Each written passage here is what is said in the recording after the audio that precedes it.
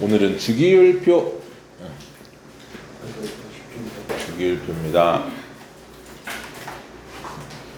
자, 오늘까지 나가면 대단원 2개를 끝내. 반을 나가는 거야. 그리고 3단원도 일부 오늘 조금 나갈 건데, 대단원 2개, 오늘 나가는 2개에 해당하는 시험을 다음 시간에 볼 겁니다. 진짜요? 옛날처럼 그렇게 보는 거예요? 응? 옛날처럼 옛날처럼? 옛날 그래서 공부를 다 해오십시오. 공부는 제 시험이에요. 응? 공부는 제 시험이에요. 빽빽이. 네? 모든 시험은 다 단답형. 단답형이요? 객관식이라고요? 아니 다 이게 직접 써야 된다고. 단답형이라고. 계산하고 그런 거 없어요? 있어. 와.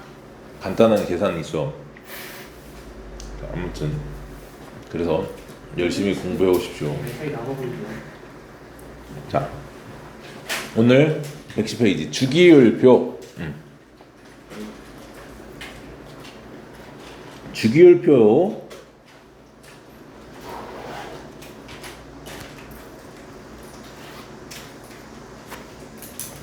영어로 periodic table이라고 불러주는데, 주기율표가 뭔지는 다 알 거야. 중학교 때 한 번씩 들어봤을 거거든. 근데 이 주기율표가 어떻게 만들어졌는지를 좀 알아야 돼. 마치 우리가 지난 시간에 원자 모양이 어떻게 나왔는지 그거 배웠었잖아. 그치? 원자 모양이 어떻게 변했는지 그것처럼 주기율표도 마찬가지 변천사를 좀 알아야 됩니다. 첫 번째 등장한 학자는 데베라이너라는 학자입니다. 뭐라고요? 누구? 데베라이너. 이 데베라이너는 새쌍원소설이라는 걸 가지고 주기율표를 만든 건 아니야. 사실은 데베라이너라는 학자는 새쌍원소설을 주장합니다. 당시 1800년대 초반까지만 해도 밝혀진 원소들이 대략 한 30개 정도밖에 안 됐어. 지금이야 118개가 있지만. 그래서 이 발견된 원소들 중에서 화학적으로 성질이 비슷한 친구들, 여기서 말하는 화학적 성질이 비슷하다는 건 누구랑 몇 대 몇으로 결합하는지 이런 것들을 얘기하는 거야. 그래서 화학적 성질이 비슷한 새쌍, 여기서 말하는 새쌍이라는 게 2개씩 3개를 얘기하는 게 아니고 3개를 한 쌍으로 얘기하는 거야. 알겠니? 그래서 화학적 성질이 비슷한 새 원소를 원자량으로, 즉 가볍고 중간, 무거운 친구 순으로 나열을 해봤더니 어떤 규칙이 있느냐? 가벼운 친구하고 무거운 친구를 평균한 값이 가운데 있는 친구의 원자량이 나오더라는 거야. 이걸 새쌍 원소설이라고 불러. 그래서 화학적 성질이 어떤 친구들? 비슷한 3개의 원소의 원자량, 가볍고 무거운 원소의 원자량을 평균했더니 중간 원소의 원자량이 나오더라. 알겠습니까? 그래서 리튬이 원자량이 7이고 칼륨이 39거든. 2개 평균하면 얼마야? 7, 39 더하면 46이지? 반으로 나누면 23이지? 실제로 나트륨의 원자량도 23이 나오더라는 거지. 알겠습니까? 그래서 성질이 비슷한 원소들 사이에 뭔가 규칙이 있구나라는 걸 가지고 족이라는 최초의 개념이 등장합니다. 그러니까 데베라이너가 이걸 족이다라고 얘기한 건 아니지만 족이라는 개념이 등장하게 된 계기가 바로 이 새쌍 원소설이야. 족의 시초라고 볼 수 있지. 족은 우리가 그룹이라고 불러. 그룹. 알겠습니까? 자, 그래서 최근에는 같은 족을 주기율표에서 같은 세로줄에다가 나열을 해놨습니다. 세로줄.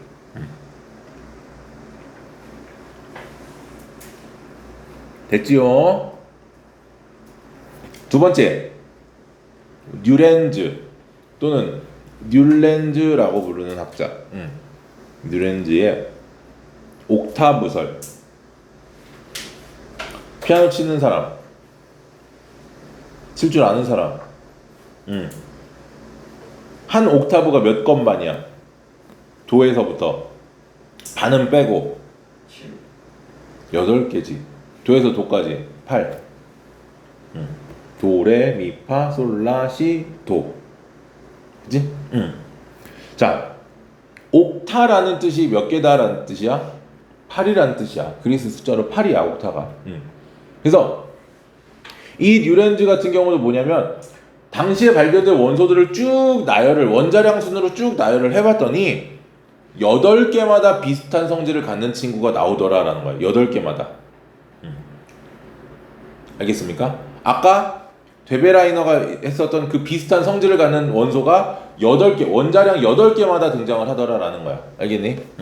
그래서 그거를 뭐라고 부른다? 옥타브 설이라고 불러주고, 현대의 주기율표에서 같은 주기의 개념, 주기의 시초가 된다.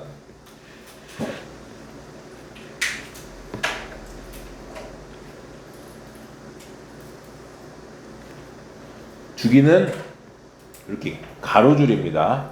뭐가 두개 시켜요? 이 옥타브 설이.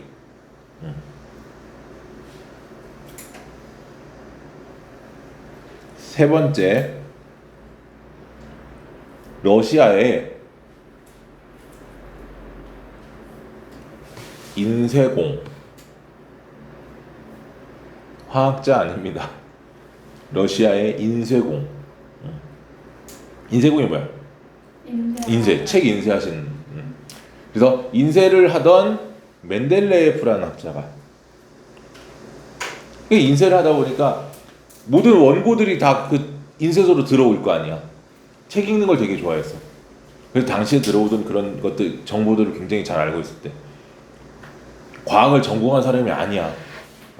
그럼에도 불구하고 이 멘델레예프가 당시에 그런 연구들을 읽으면서 지식을 키운 거지. 그래서 자, 당시 63가지였나요? 정확하게 기억이 안 나는데 64가지인가 63가지인가 하여튼 그럴 거야. 당시에 발견된 원소들을, 뭐 전공을 한 건 아니니까 어떻게 새로 발견하지는 못하겠지. 그래서 당시에 발견이 돼 있던 그 60여 가지의 원소들을 규칙적으로 나열을 해. 그래서 최초의 주기율표를 만들어. 즉 쉽게 얘기하면은 뉴렌즈의 옥타브설을 이렇게 가로줄로 놓고 데베라이너 세상 원소설을 세로 줄로 놔서 최초의 주기율표를 만들더라라는 거지.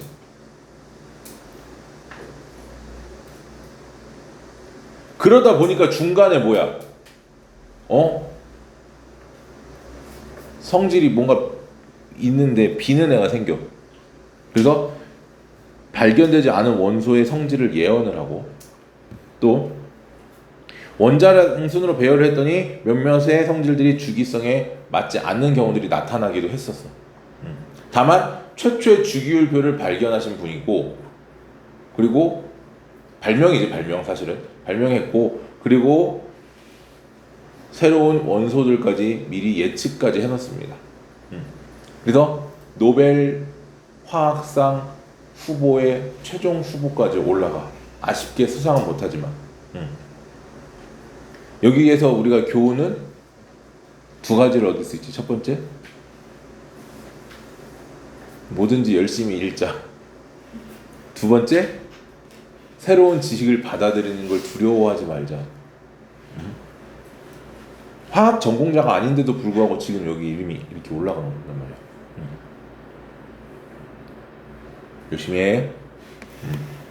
자, 그래서 실제로 규소 밑에 에카규소라고 하는 녀석을 예언을 해놓고 봤는데, 실제 나중에 학자들이 보니까 저마늄이라는 녀석이 에카규소하고 성질이 거의 어떻더라? 비슷하다. 저마늄이 뭘까? 니네가 알고 있는 게르마늄이라고 생각하면 쉬워요. 저마늄. 자, 그런데 이 세 명의 학자 데베라이너, 뉴렌즈, 멘델레예프는요, 뭐에 따라서 원자량을 기준으로 구분을 지겁니다. 뭐라고요? 원자량. 원자량이 뭔데? 원자의 상대적 질량. 원자의 상대적 질량이 원자량이에요.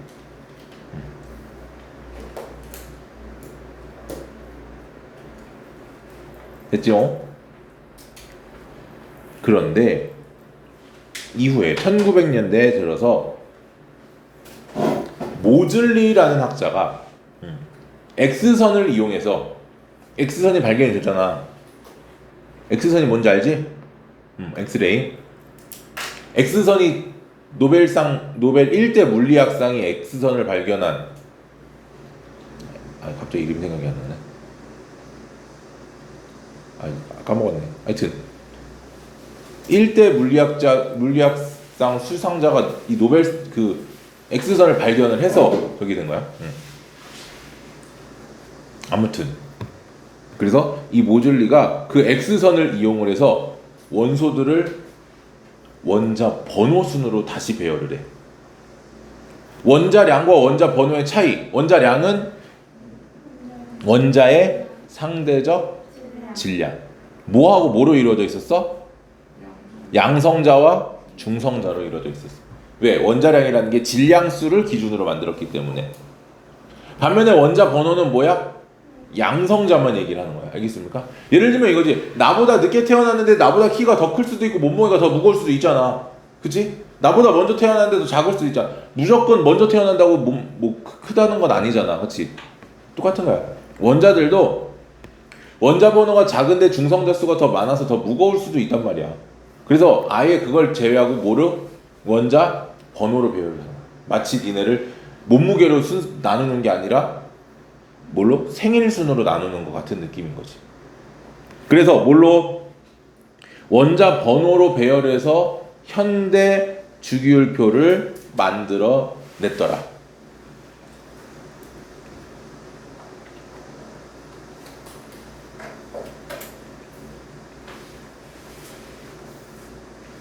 됐지요?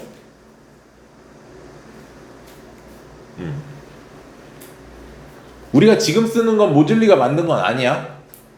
현대 주기율표의 어떤 기반이 될 수 있는 틀을 만든 게 모즐리야. 그러면 우리가 현재 사용하고 있는 주기율표는 자, 뭐를 기준으로 한다? 원자 번호를 기준으로 하고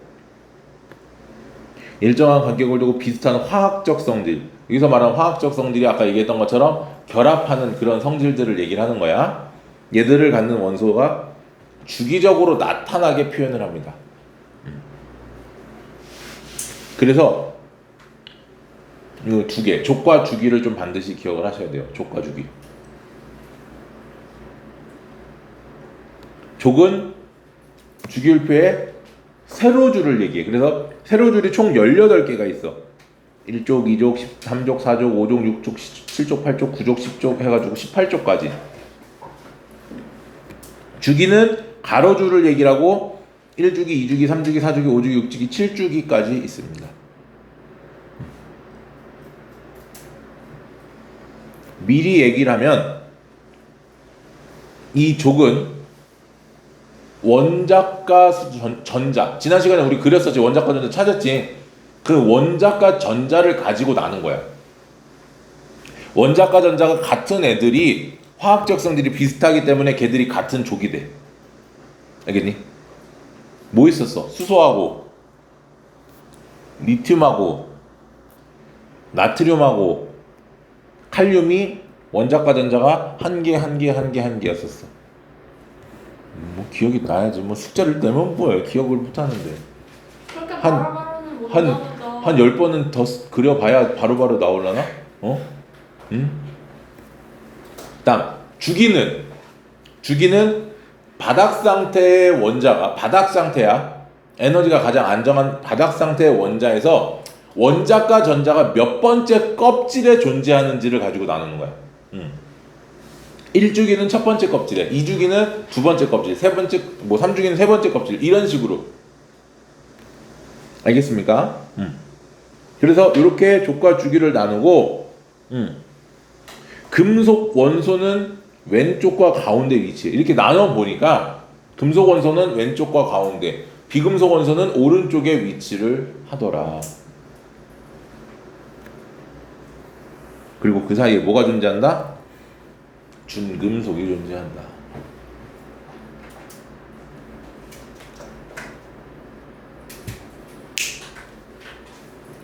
요게 이제 주기율표예요. 자, 1족, 2족, 13, 3, 4, 5, 6, 7, 8, 9, 10 이렇게 쭉 있지. 18쪽까지 1주기 쭉 해서 7주기까지 있지. 요건 제외하고 란탄족, 악틴족은 제외하고 여러분들이 외워야 될 건 1, 2, 13, 14, 15, 16, 17, 18 3족부터 12족까지는 몰라도 돼요. 물론 몰라도 된다는 게 어떤 성질을 물어보지 않는다는 거예요. 3족에서 12족 사이에 포함된 원소들의 원소 기호는 알아야 돼. 중요한 건. 지금 선생님이 검은색으로 색칠해 놓은 것들 있지. 요 친구들은 여러분들이 반드시 알아두시면 좋을 만한 원소 기호들입니다.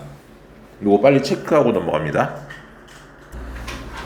자, 여기서 세로줄은 아까 얘기했던 것처럼 족을, 가로줄은 주기를 얘기하고요. 우리 지난 시간에 오비탈 했었지? 그 오비탈을 좀 기억해 보자고. 1s 오비탈은 전자가 몇 개? 2개 들어갈 수 있지. 어디에? 여기까지. 수소하고 헬륨까지. 그 다음에 2s는 4개. 그러니까 3번, 4번까지. 2s까지. 그리고 2p는 전자 몇 개 들어갈 수 있어? 6개. p 오비탈은 3개니까 거기 2개씩 3개니까 6개 들어가면 하나, 둘, 셋, 넷, 다섯, 여섯. 이 네온까지가 2p까지 채워진 친구들. 그 다음 나트륨과 마그네슘은 3s까지 채워진 친구들. 알루미늄부터 아르곤까지가 3p까지 채워진 친구들. 그리고 여기가 4s. 그 다음 기억나? 4s 다음이 뭐였지? 3d오비탈이어서. d오비탈은 총 몇 개였어? 5개였잖아. s오비탈은 1개, p오비탈은 3개, d오비탈은 5개, f오비탈은 7개. 그러니까 여기서부터 여기까지 몇 개? 10개가 3d오비탈이 채워진 애들이야. 이해됐어요? 그 다음 4p, 5s, 4d, 5p 이런 식으로 나오는데, 자, 요 가운데 있는 친구들 무시해도 된다 그래서 선생님 원소 기호들 여기 지금 체크해 놓은 원소 기호들만 외우시면 되고, 얘들의 특징은 무시해도 됩니다. 왜? d오비탈을 갖고 있기 때문에. d오비탈을 갖는 친구들을 전이 금속이라고 불러. 오비탈이 이제 s오비탈보다 더 에너지가 더 커버리잖아. 다음 주기의 s오비탈보다. 그래서 이게 역전이 됐다 그래서 전이 금속이라고 불러주는데 얘들의 특징은 몰라도 돼. 자, 우리가 알아야 될 거는 바로 요겁니다. 가장 많이 나오는 건 2주기와 3주기. 리튬부터 아르곤까지. 리베, 붕탄질산, 플레나마, 알, 규, 인황, 염, 아. 총 몇 개? 16개. 여기 2주기부터 리튬부터 아르곤까지는 무지하게 많이 나와. 원소 기호로 안 줘. A, B, C, D로 줘. A, B, C, D로 주고 얘가 뭔지 찾으세요. 이렇게 돼. 지난 시간에 홀전자, 원자가 전자 뭐 이런 거 얘기했었잖아. 그렇지? s오비탈의 전자수, p오비탈의 전자수 얘기했지? 그런 정보를 주고 반대로 어떤 원소인지를 찾게 하는 문제들이 대부분이라고. 자, 그래서 이렇게 원소의 전자 배치 1, 2, 13, 14, 15, 16, 17, 18 쪽이 있었어요. 3에서 12족은 무시하라 그랬어. 빼. 그러니까 무조건 13족부터라고 보면 돼. 자, 1족은 원자과 전자 하나, 2족은 2개, 13족 3개, 14족 4개, 15족 5개, 16족 6개, 17족 7개, 18족은 다 가득 채워졌기 때문에 몇 개라? 0개. 0개. 근데 선생님 여기다 지금 가로 열고 8이라고 적어놓은 이유는 뭐냐? 예전 교육과정에는 원자과 전자라는 것 말고 최외곽 전자라는 표현이 있었어. 최외곽 전자. 가장 바깥쪽 껍질에 존재하는 전자가 최외곽 전자야. 그거는 8개가 맞아. 근데 원자과 전자는 가장 바깥쪽 껍질에 존재하며 반응에 참여할 수 있는 전자를 물어보는 거야. 그러니까 반응에 참여하는 건 없기 때문에 0으로 바뀐 거지. 알겠습니까? 그러니까 얘는 요 8은 굳이 안 써놔도 상관없어. 요즘에는 거의 안 나와. 자, 껍질수가 주기였었지? 1주기, 2주기, 3주기. 껍질수가 의미하는 게 주양자수랑 똑같았지? 주양자수. 자, 그 다음에 같은 족 원소들을 우리가 이렇게 동족 원소라고 불러. 지난 시간에는 우리가 동위 원소라는 걸 했어. 동위 원소가 뭐였어? 양성자수. 양성자수가 같고 중성자수가 달라서 화학적 성질은 같지만 물리적 성질이 다른 친구들이 동위 원소였어. 여기 얘기하는 동족 원소라는 건 같은 족에 있는 원소들을 얘기합니다. 자, 이것도 먼저 적어놓고 갑니다. 시작. 1족 알칼리 금속. 물론 수소는 제외해야 돼. 수소는 금속이 아니니까. 2족은 알칼리 토금속. 여기서 토라는 건 땅을 얘기하는 거야. 땅에 많은 원소들이야. 3에서 12족 전이금속. 선생님이 지금 가로쳐놨지? 안 외워도 된다. 13족 붕소족이라고 불러줍니다. 붕소족. 근데 붕소족보다는 알루미늄족이라는 말을 더 많이 써. 붕소만 준금속이고 나머지는 다 금속들이거든. 14족은 탄소족, 15족은 질소족, 16족은 산소족. 다 몰라도 돼. 이름. 저기 옆에 섬나라에서는 이걸 다 배워. 그래서 자존심 상해서 니네도 배워라 하고 내가 알려주는 건데 우리나라 교육과정에는 안 나와. 자, 1족, 2족, 17족, 18족은 반드시 외워두셔야 돼요. 1족 알칼리 금속, 2족 알칼리 토금속, 17족 할로젠 원소 13주기 붕소족이. 붕소족 또는 알루미늄족. 18족은 비활성 기체. 자, 봅시다. 그래서 같은 족 원소들은 뭐가 같더라? 원자과 전자수가 같기 때문에 뭐가 같다? 화학적 성질이 비슷하다. 같은 건 아니고 비슷하다. 같은 주기 원소들은 전자가 들어있는 전자 껍질수와 같다. 껍질수가 같다. 물론 바닥 상태. 들뜬 상태는 아니야. 들뜬 상태는 전자 껍질수가 달라질 수 있어.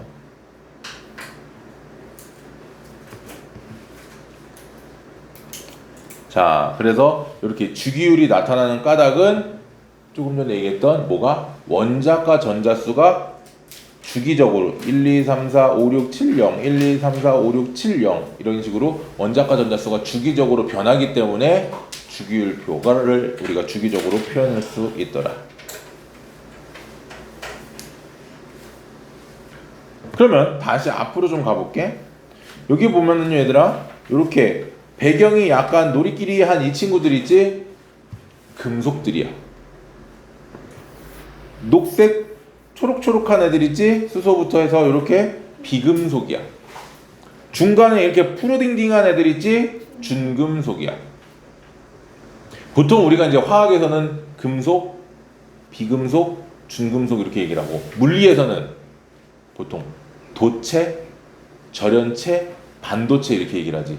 실제로 여기 있는 금속들을 가지고 만들어낸 물체들이 대부분 도체, 전기적 성질이 잘 통하는 애들, 전기 전도성이. 그 다음 요쪽에 있는 물질들로 만들어진 애들은 대부분 절연체, 부도체 이렇게 불러. 전기가 잘 통하지 않는 애들. 그리고 지금 뭐 전 세계적으로 난리지. 반도체 대란, 그지? 그 반도체가 여기에 있는 요 규소하고 저마늄이 주로 주성분이야. 규소하고 저마늄. 규소가 특히 더 많지만. 거기에 붕소라던가 비소, 안티모니 이런 친구들을 불순물로 집어넣으면 우리가 알고 있는 반도체들을 만들어낼 수 있는 거야. 자, 그래서 이 주기율표 안에 원소들은 금속, 비금속, 준금속이 있고요. 금속들을 가지고 도체를 만들 수 있고 비금속이 절연체냐 부도체를 만들어낼 수 있고 준금속은 반도체를 만들어낼 수 있더라. 위치는 조금 전에 얘기했지. 여기 밑에 나와 있으니까 금속은 왼쪽과 가운데, 그 다음 준금속은 오른쪽. 물론 오른쪽 위쪽으로 이렇게 좀 치우쳐져 있어. 그 사이에 준금속이 있더라. 금속의 성질 첫 번째.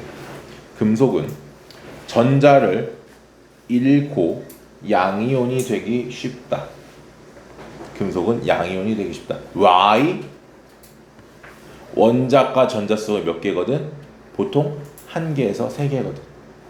몇 개가 돼야 안정해진다고 했어. 가장 바깥쪽 껍질에 전자가 8개가 채워졌을 때 원자과 전자가 0개가 되면서 안정해지는 거잖아. 그치? 1개 있는 게 8개가 되려면 7개를 얻는 게 편해? 아니면 1개 그냥 버리는 게 편해? 버리는 게 편하지. 마치 이런 느낌이야. 주머니에 10원짜리가 막 이렇게 찰랑찰랑 거리고 있어. 에이씨, 이렇게 하겠지. 그치? 부르유토끼 같은데 20원이 있어. 이렇게 하겠지. 50원도 할 거 아니야. 그치? 근데 900원이라 하라 그러면 해? 아씨, 어디 100원 빨리 찾아서 1000원짜리를 바꿔야지. 이런 느낌이잖아. 그러니까 금속들은 8개가 되기 위해서는 7개를 얻거나 6개를 얻거나 5개를 얻어야지 돼. 왜? 원자과 전자가 1개 또는 2개 또는 3개니까. 그러니까 얻는 것보다 차라리 버리는 게 어때? 더 걔들한테는 편한 거지. 그러니까 전자를 잃고 뭐가 되기 쉽다? 양이온이 되기 쉽다. 이걸 우리가 무슨 성이라고 해? 금속성이라고 해. 뭐라고? 금속성. 전자를 잃고 양이온이 되려는 성질이 금속성이야. 어느 쪽으로 가면 갈수록 금속성이 커지냐? 왼쪽 아래로 갈수록 금속성이 커져. 왼쪽 아래로. 왜? 껍질수가 점점 늘어나거든. 그치? 껍질수가 늘어난다는 건 원자 핵으로부터 조금 더 어때? 멀어지거든. 그러니까 전자를 떼기가 어떻더라? 좀 더 이지, 그지? 쉽단 말이야. 그리고 금속은요, 딱 한 종류 빼고 실온에서 전부 다 고체입니다. 그 하나가 바로 뭐야? 수은이야, 수은. 수은 알지? 클레오파트라가 샤워를 했다는 그 금속, 마법의 금속, 수은. 이집트의 여왕들은 2가지로 샤워를 하는 걸 즐겼대. 첫 번째 수은, 두 번째는 피. 그치, 젊은 여성의 피. 젊은 여자를 잡아다가 죽여갖고 피를 짜. 그걸 가지고 샤워를 해.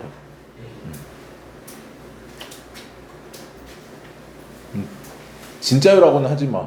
나도 들은 얘기니까. 내가 본 적은 없으니까. 자, 그래서 실온에서 고체 상태이고. 자, 그리고 금속의 가장 큰 특징은 열과 전기가 잘 통한다. Why? 자유전자를 가지고 있으니까. 뭐를 갖는다? 자유전자. 이 자유전자가 뭐를? 열과 전류를 잘 흐르게 만든다. 자유전자는 뭔데? 원자 핵에 붙어있지 않고 지가 떨어져서 돌아다닐 수 있는 애가 자유전자야. 지난 시간까지 우리가 배웠던 거는 원자 핵 주위에 전자들이 뱅글뱅글 돌아야 된다고 생각했잖아. 근데 금속들 같은 경우는 제일 끝에 있는 전자들을 잡고 있는 힘이 약하기 때문에 금속 안에서 전자들이 이렇게 자유롭게 돌아다닐 수 있어. 오케이. 자, 두 번째 비금속입니다. 비금속은 원자과 전자 수가 5개, 6개, 7개인 친구들이 대부분 비금속이야. 물론 4개인 친구도 있긴 하지만. 그러니까 어때? 전자를 버리기가 아까워. 5개 갖고 있으면 3개만 어디서 구하면 되는데 6개면 2개만 구하면 되고 7개면 하나만 구하면 되잖아. 그치? 그러니까 주위로부터 전자를 얻으려는, 전자를 얻고 음이온이 되기 쉽더라. 알겠습니까? 전자를 얻고 음이온이 되기 쉽다. 이걸 우리가 뭐라 불러? 비금속성이라고 불러줘. 뭐라고요? 비금속성. 비금속성은 어느 쪽으로 갈수록 강해져? 오른쪽 위로 갈수록 강해져. 아까는 왼쪽 아래로 갈수록 강해졌지만 금속성은, 비금속성은 반대로 오른쪽 위로 갈수록 강해져. 됐죠? 자, 그래서 실온에서는 기체나 고체 상태로 존재를 하고, 액체가 하나 있어. 액체 이거 브로민, 아니 수은 말고 브로민. 금속은 수은이 액체지만 비금속은 브로민이 액체야. 브로민. 젓갈색의 액체야. 젓갈색. 젓갈색이라 그랬더니 무슨 젓갈, 오징어 젓갈이냐고 물어보는 애들이 있어. 그런 젓갈이 아니고 젓갈색. 젓갈 아니고 젓갈색. 뭔 말인지 알지? 약간 붉은색인데 뭐라고 해야 될까? 갈색이 섞여 있는 그런 느낌. 오케이. 자, 그리고 열과 전기는 통하지 않습니다. Y 자유전자가 없어요. 자유전자가 없어요. 다음 준금속은요, 금속과 비금속의 중간적인 성질을 갖거나 아니면 두 개의 성질을 모두 갖는 친구들이 준금속입니다. 대표적인 게 바로 규소와 저마늄이 되겠지.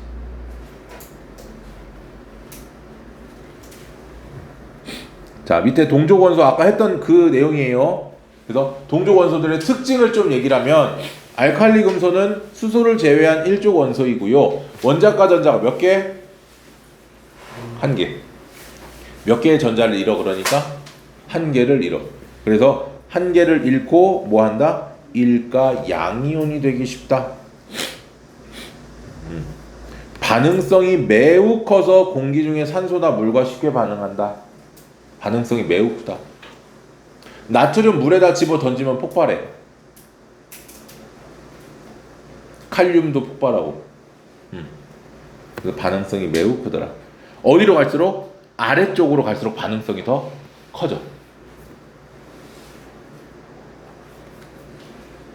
그 다음 알칼리 토금속은요 2족 원소입니다. 2족 원소니까 얘들은 이가 양이온. 왜? 원자과 전자 몇 개니까? 두 개니까 두 개를 잃는다. 알칼리 금속보다는 반응성이 작더라. 여기서 토라는 건 지구, 땅을 얘기한다. 세 번째는 할로젠 원소. 할로젠 원소 몇 쪽? 17쪽. 얘들은 전자를 하나를 얻으려고 합니다. 그런데 주는 친구가 있으면 얻는데 금속이 주는 친구잖아. 그러니까 금속이랑 반응을 하면 일가 음이온이 돼서 얻는데 만약 금속이 없으면 어떻게 해? 지들끼리 공유해. 내가 하나 빌려줄게, 너도 하나 빌려줘. 이런 느낌이야. 같이 손잡고 다니는 느낌. 그걸 우리가 공유결합이라고 불러. 그래서 이 비금속 원소들은 전자를 받지 못하면 전자를 다른 친구하고 나눠서 공유합니다. 그래서 이런 식으로 이원자 분자로 존재해. F2, Cl2, Br2, I2. 이원자 분자.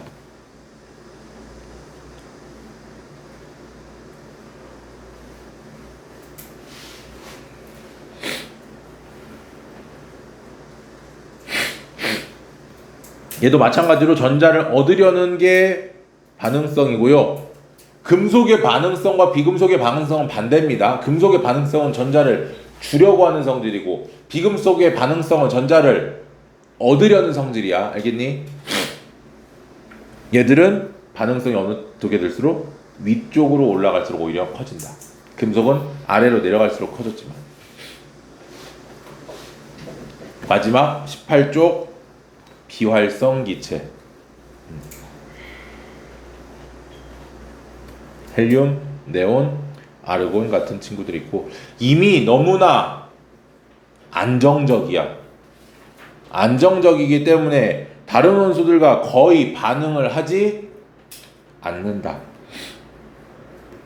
그리고 실온에서 모두 기체 상태이다. 왜? 원자과 전자가 0개니까. 됐지요?